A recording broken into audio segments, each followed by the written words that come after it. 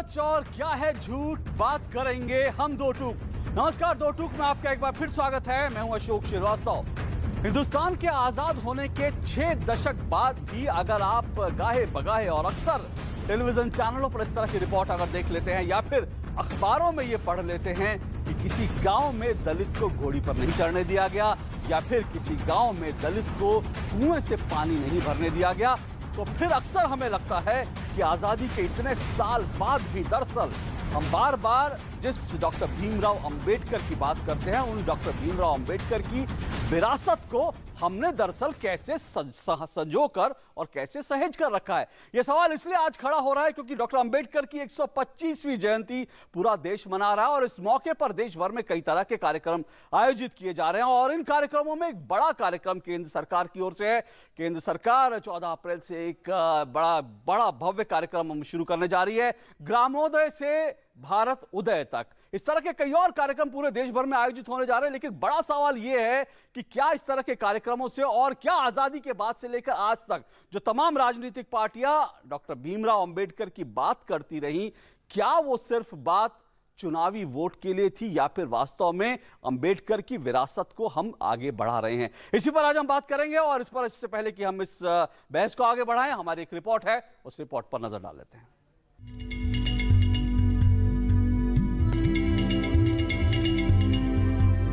बाबा साहब भीमराव अंबेडकर को पूरा देश याद कर रहा है। 14 अप्रैल को बाबा साहब की 125वीं जयंती जो है, संविधान के निर्माता और दलितों के मसीहा बाबा साहब को, उनके काम को, उनके योगदान को पूरा देश याद करे तो ये अच्छा ही है। लेकिन समाज में अगर दलितों को बराबरी का हक न मिले, पिछड़ों को सम्मान न मिले, तो फिर ये सवाल उठने लाजमी है कि बाबा साहब की याद कहीं सिर्फ दिखावा भर तो नहीं है। वैसे बाबा साहब को याद तो आजादी के बाद से आज तक हमेशा ही किया गया है। किसी ने उनकी मूर्तियां बनवाई तो किसी ने उन मूर्तियों पर मालाएं पहनाई, फिर किसी का मौका लगा तो बाबा साहब के नाम पर आलीशान पार्क बनवा दिए। चुनावों के दिनों में तो बाबा साहब को याद करने की जैसे होड़ ही लग जाती है। पर सच तो यह है कि अंबेडकर का नाम लेने वाले भी आज तक खुद को अंबेडकर की राजनीतिक विरासत का सुयोग्य उत्तराधिकारी घोषित नहीं कर पाए हैं। इसलिए अंबेडकर की राजनीतिक सामाजिक विरासत को लेकर देश में जैसे एक अघोषित राजनीतिक युद्ध की शुरुआत हो गई है। इस बीच पहली बार ऐसा हो रहा है कि संयुक्त राष्ट्र भारत के प्रेरणा स्रोत बाबा साहब भीमराव अंबेडकर की जयंती मनाएगा। इस मौके पर संयुक्त राष्ट्र में सतत विकास लक्ष्यों को हासिल करने के लिए असमानताओं से लड़ाई विषय पर चर्चा भी आयोजित की जाएगी।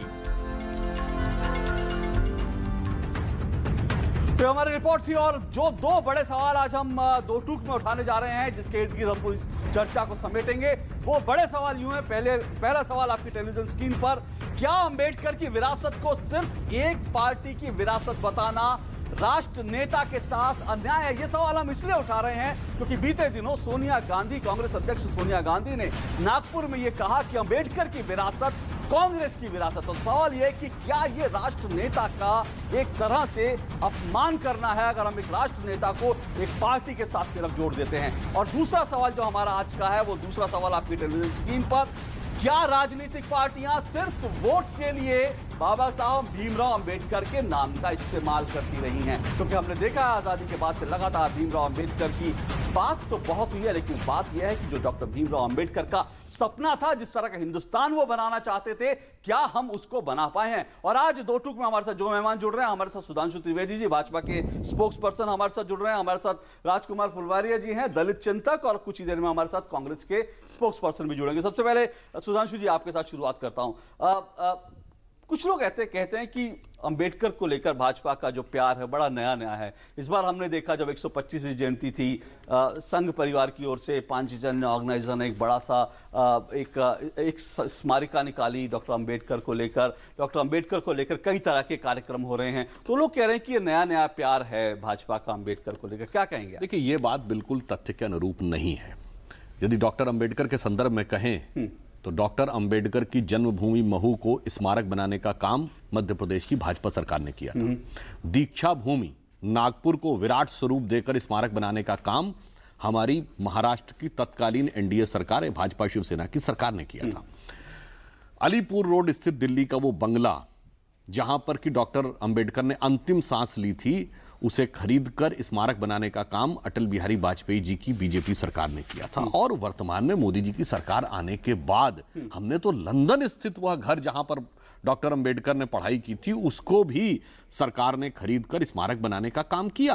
तो डॉक्टर अंबेडकर की विरासत के प्रति यदि पूरी संवेदनशीलता के साथ कई दशकों से सक्रिय है तो भारतीय जनता पार्टी, और ये तो हुआ प्रतीकात्मक जी, और एक है यथार्थपरक। मैं वही कह रहा हूं कि ये तो प्रतीक है ना, जो अंबेडकर का सपना था उस तरफ आप लोग क्या कर रहे हैं? बड़ा सवाल तो वही है। अंबेडकर का स्वप्न यह था कि भारत का संपूर्ण विकास हो और वंचित शोषित वर्ग को सबसे आगे लाया जाए। अभी प्रधानमंत्री श्री नरेंद्र मोदी जी ने स्टैंड अप इंडिया और स्टार्टअप इंडिया का कार्यक्रम शुरू किया है। उसमें क्या कहा है? सारे बैंकों को निर्देश दिया है कि हर बैंक से एक एससी, एक एसटी और एक वुमेन एंटरप्रेन्योर जरूर खड़ा किया जाए। यानी आने वाले कुछ वर्षों में 1.25 लाख दलित एंटरप्रेन्योर्स खड़े होंगे।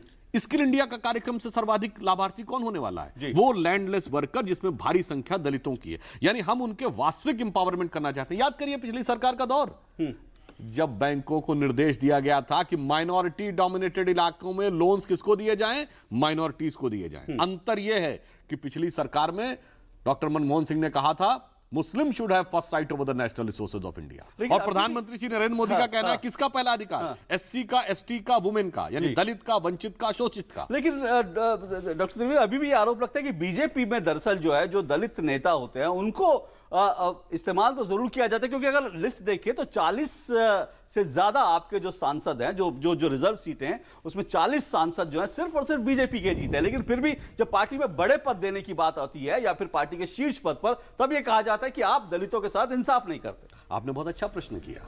मैं पूरी विनम्रता से पूछता हूं, बताइए कौन सी ऐसी राष्ट्रीय पार्टी जिसने आपने किसी अपने दलित को राष्ट्रीय अध्यक्ष बनाया?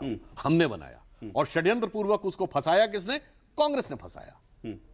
मैं बंगारू लक्ष्मण जी की बात कर रहा हूं जी। दूसरी बात, अगर आप दलितों को साथ में लेने की बात करते हैं तो उत्तर, दक्षिण, पूरब, पश्चिम में जितने भी बड़े दलित नेता रहे, चाहे हमारी विचारधारा के साथ रहे या अलग, सब किसी न किसी दौर में भाजपा के साथ रहे। मैं पिछले लोकसभा की बात कर रहा हूं।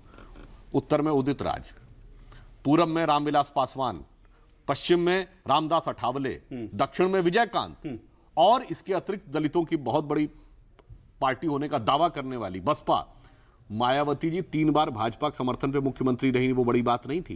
1995 में जब उनके ऊपर प्राणघातक हमला हुआ, मायावती जी का रिटन स्टेटमेंट है कि यदि संघ और भाजपा वाले नहीं आए होते तो शायद उनकी जान नहीं बच पाती। तो उनको बचाने का भी कार्य किया। तो दलित चेतना, दलित नेतृत्व और दलित कॉज के लिए भाजपा हमेशा सक्रिय रही है। और मैं पुनः कहना चाहता हूं, यह बताइए ट्राइबल एरियाज में क्रिश्चियन मिशनरीज के अलावा काम करने वाला सबसे बड़ा संगठन कौन? वनवासी कल्याण आश्रम, जो संघ का आउटफिट है। दलित बस्तियों में काम करने वाला सबसे बड़ा संगठन कौन? सेवा भारती, जो कि संघ का अनुषांगिक संगठन है। तो ये हमारे विचार और व्यवहार दोनों का एक अटूट अंग है।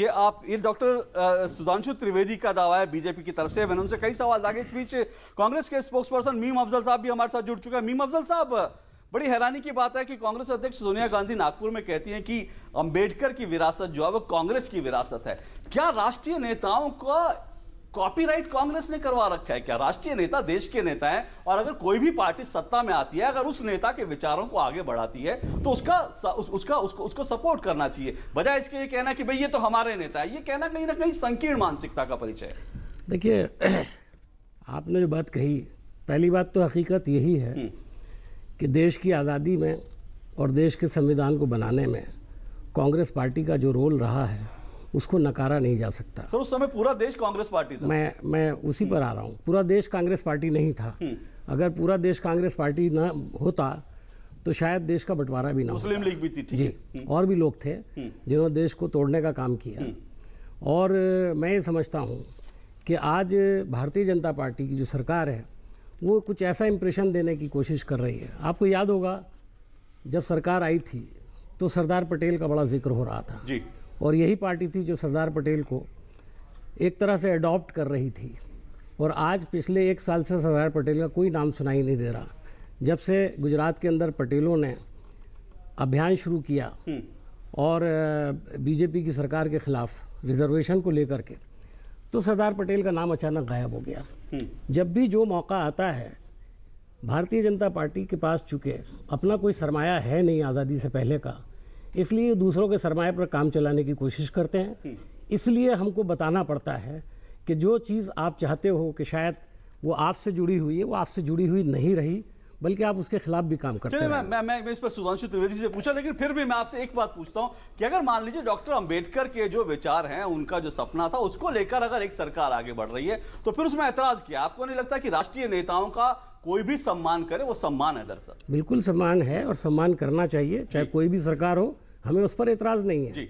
लेकिन जब हम उनको लेकर के हमको निशाना बनाया सकते, जैसे आरएसएस के जो तर्जुमान अखबार हैं, उसने कल एक लेख लिखा और उसने ये साबित करने की कोशिश की कि डॉक्टर अंबेडकर जो थे वो कांग्रेस की तुष्टीकरण की पॉलिसी जो मुसलमानों के तहत थी उसके खिलाफ थे।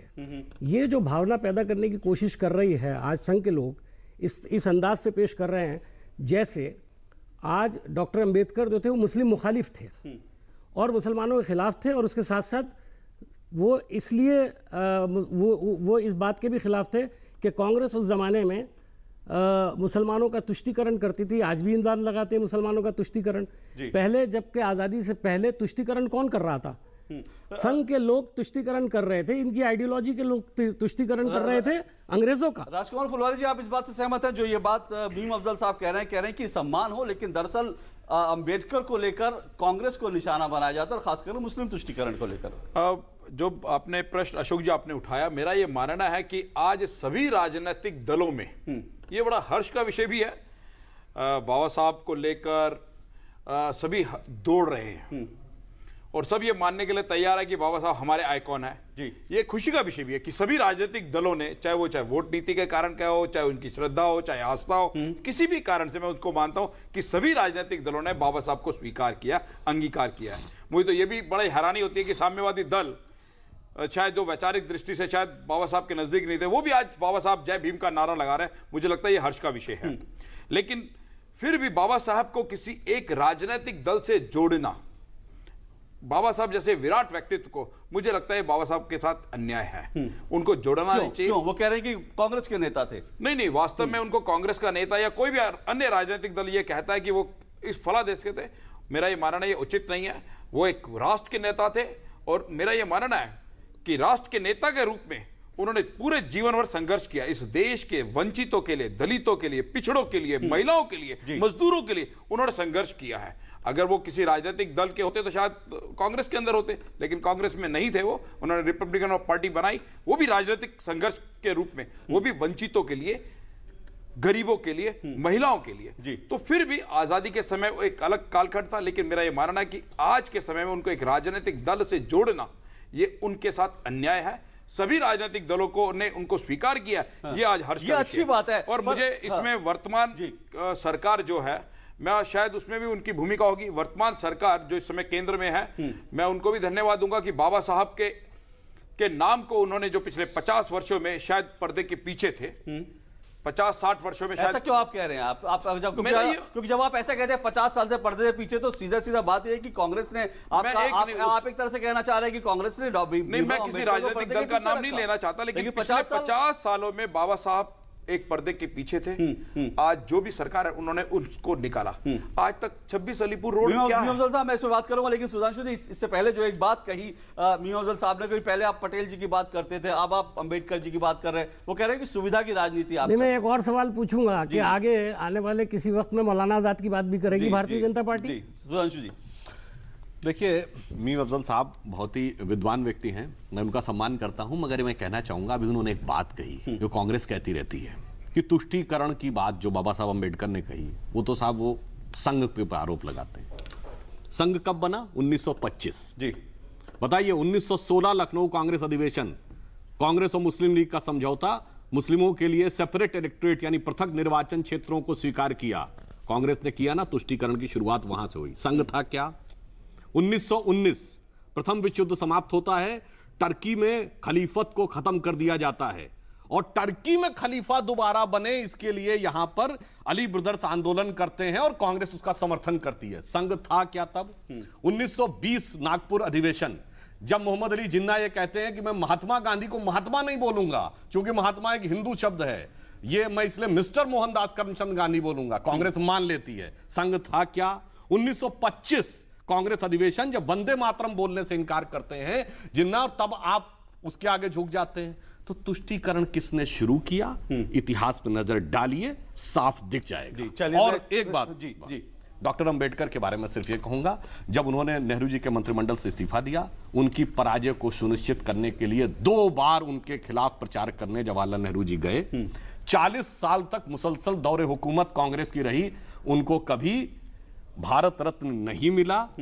ये तो साफ दर्शाता है। बताइए, इन्होंने नेहरू, इंदिरा, राजीव गांधी के नाम पे इतने स्मारक, इतनी रोड्स, इतने संस्थान बनाए, अंबेडकर जी के नाम पे कितने बनाए? बिल्कुल, ये सवाल लाजमी है, मैं मीम साहब से पूछूंगा, लेकिन छोटे से ब्रेक का वक्त है। ब्रेक के बाद मीम साहब से ये सवाल जरूर पूछूंगा, और क्योंकि ये भी बात बार बार होती है कि डॉक्टर भीमराव अंबेडकर को 2 बार हरवाने के लिए कांग्रेस ने एड़ी चोटी का जोर लगाया, ये भी इतिहास है। इस पर उनसे जवाब लूंगा इस ब्रेक के बाद।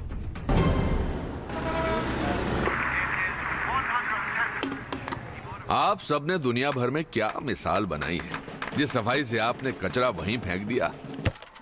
और मन्नू आंटी क्या कूड़ा फेंकती हैं, ओलंपिक्स के गोला फेंकने वाले भी शर्मा जाएं।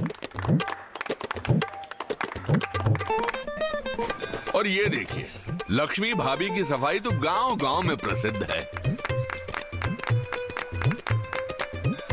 हमारे सुखिया भैया मन की करते, जहां सोचा वहीं शौच कर दिया।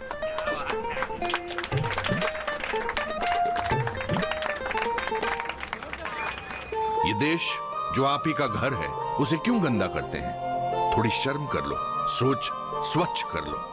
अगर एक बार 125 करोड़ देशवासी तय कर ले कि मैं गंदगी नहीं करूंगा, तो दुनिया की कोई ताकत नहीं है जो हिंदुस्तान को गंदा कर सकती है। स्वच्छ भारत, एक कदम स्वच्छता की ओर। सुनो सुनो किसान भाइयों, सुनो सुनो, ओ सुनो सुनो किसान भाइयों, सुनो सुनो, सुनो सुनो किसान भाइयों, ध्यान लगाकर बात सुनो। नीम कोटेड यूरिया आया, खेती में नई क्रांति लाया। इससे यूरिया की क्षमता और बढ़े, नाइट्रोजन जमीन को बेहतर मिले, नीम के गुणों से कीटाणु मरे, पानी को दूषित ना करे। तो भाइयों, नीम कोटेड यूरिया से हो मेहनत सफल, बेहतर हो खेत, पानी और फसल। कृषि और किसान कल्याण मंत्रालय द्वारा किसान हित में जारी। उंगली थाम के जिसने चलना सिखाया, कड़ी मेहनत करके हमको पढ़ाया, हमारी खुशियों को अपनी खुशी बनाया, जिंदगी के हर सुख दुख में जो एक साया बनकर साथ रहे, ढलती उम्र में इन्हें अकेला ना छोड़ें। ध्यान रखें, माता पिता एवं वरिष्ठ नागरिक भरण पोषण एवं कल्याण अधिनियम 2007 के तहत माता पिता की देखभाल करना हमारा कर्तव्य है और उनको बेसहारा छोड़ना एक दंडनीय अपराध है। सामाजिक न्याय और अधिकारिता मंत्रालय, भारत सरकार द्वारा जनहित में जारी। मुझे मिला, मुझे मिला, मुझे भी मिला, और मुझे भी। दलबीर को मिला, करीम को मिला, मंजली को मिला और रुस्तम को भी मिला। और ऐसे हजारों जरूरतमंद अल्पसंख्यक समुदाय के लोगों को मिल रहा है NMDFC की कर्ज स्कीम के तहत लोन।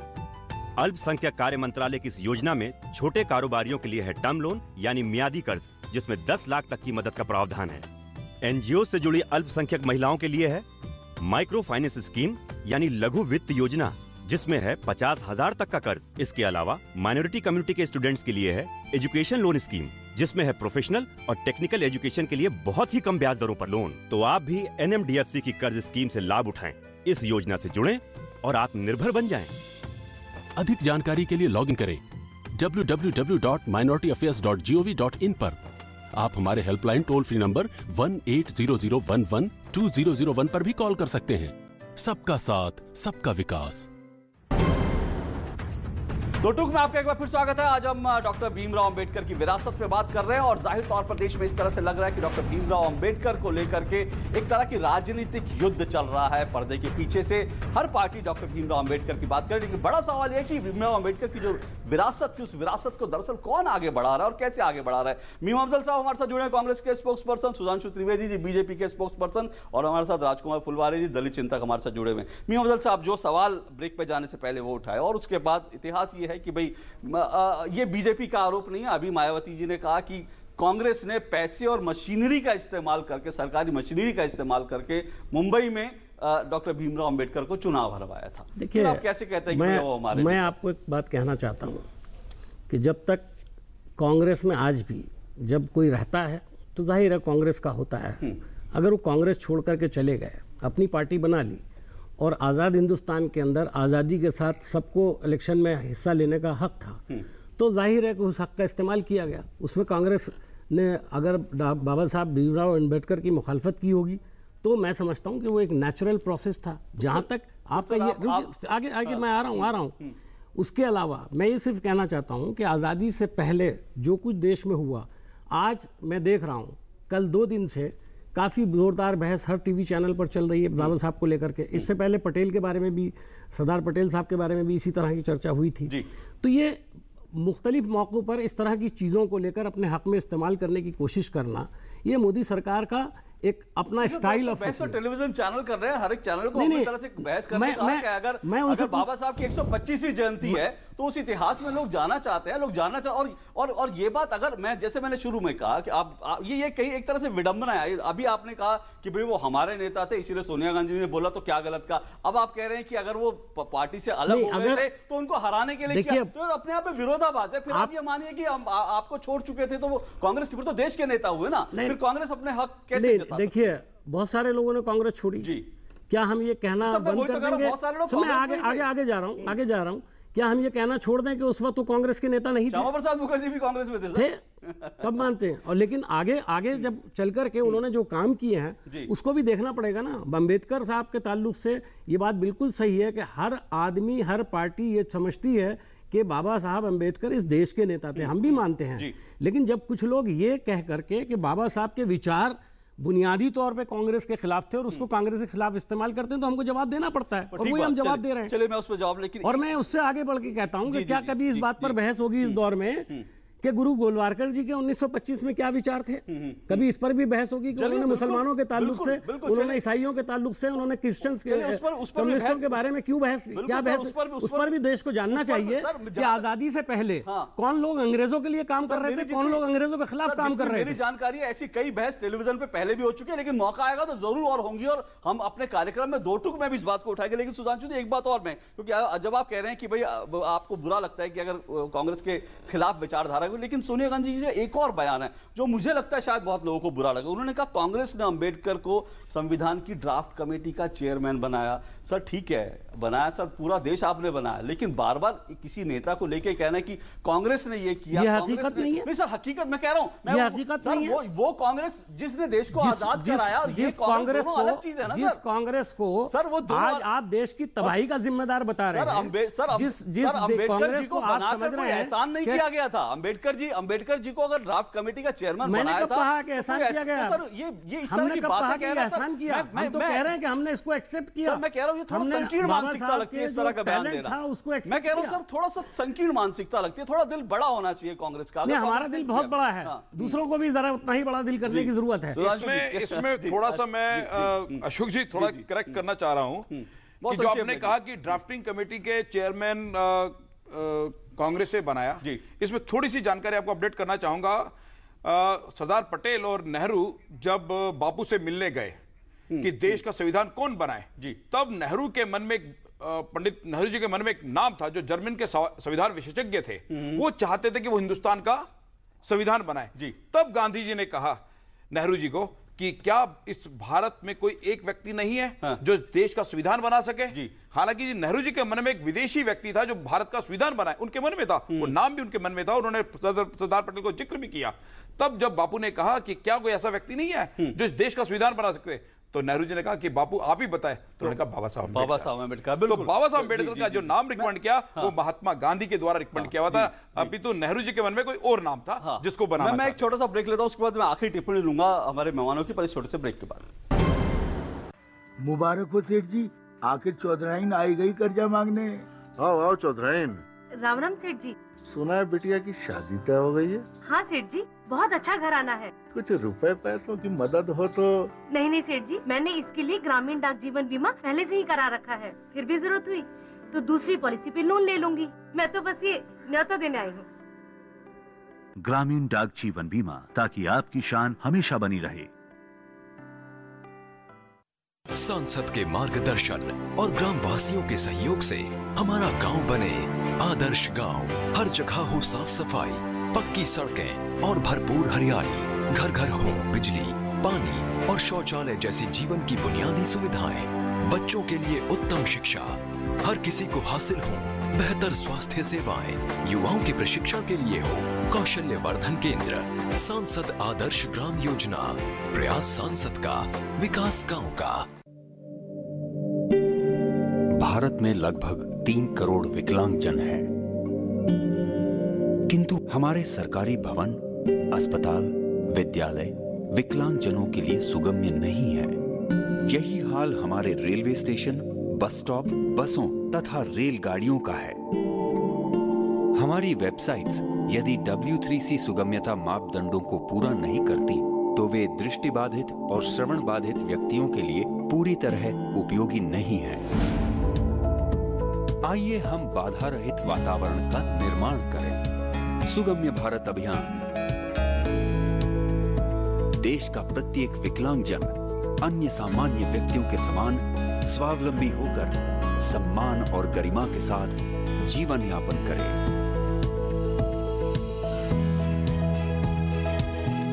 सुगम्य भारत, सशक्त भारत। दो टूक में आपका एक बार फिर स्वागत है। चलिए, मैं कार्यक्रम के अंत में, बहुत कम समय लेकिन सुधांशु जी जो बात मीम अफजल साहब ने कही वो अंत में मैं एक बात आपसे जोड़ना चाहूंगा कि अभी भी अगर देश में दलितों के साथ नाइंसाफी होती है, अब केंद्र में आपकी सरकार है, हम देखते हैं राजस्थान, मध्य प्रदेश में बहुत सारे जगह पर अभी भी घोड़ी चढ़ने से रोका जाता है। तो सवाल ये कि ये सब चीजें भी बंद होनी चाहिए अगर हम सचमुच बाबा साहब की विरासत को संभालना चाहते हैं। देखिए, हम ये कहना चाहते हैं कि दलितों के प्रति जिस प्रकार का अत्याचार है उसको सिर्फ प्रशासनिक आधार पर नहीं, प्रशासनिक, राजनीतिक, सांस्कृतिक और सामाजिक सभी स्तरों पर हमें करना पड़ेगा और उसके लिए हम पूर्णतः प्रतिबद्ध हैं। जी। एक बात जरूर कहूंगा, जो अभी मीम अफजल साहब ने कहा कि कौन अंग्रेजों के साथ था, क्या आज का दिन क्या है? 13 अप्रैल 1919 को जलियांवाला बाग कांड हुआ था, गोलियां चली थी। क्या कांग्रेस ने जलियांवाला बाग कांड के आधार पर आंदोलन वापस लिया था? नहीं।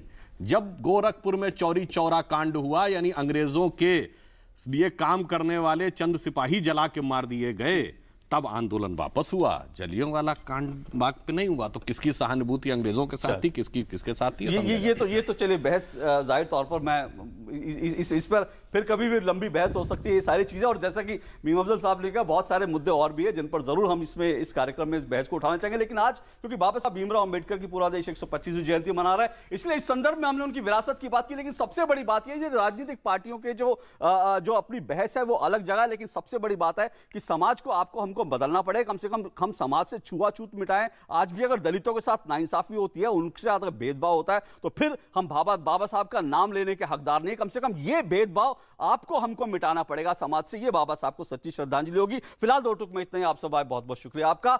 दो टूक में आपसे फिर मुलाकात होगी किसी और मुद्दे पर। फिलहाल इजाजत दीजिए, नमस्कार।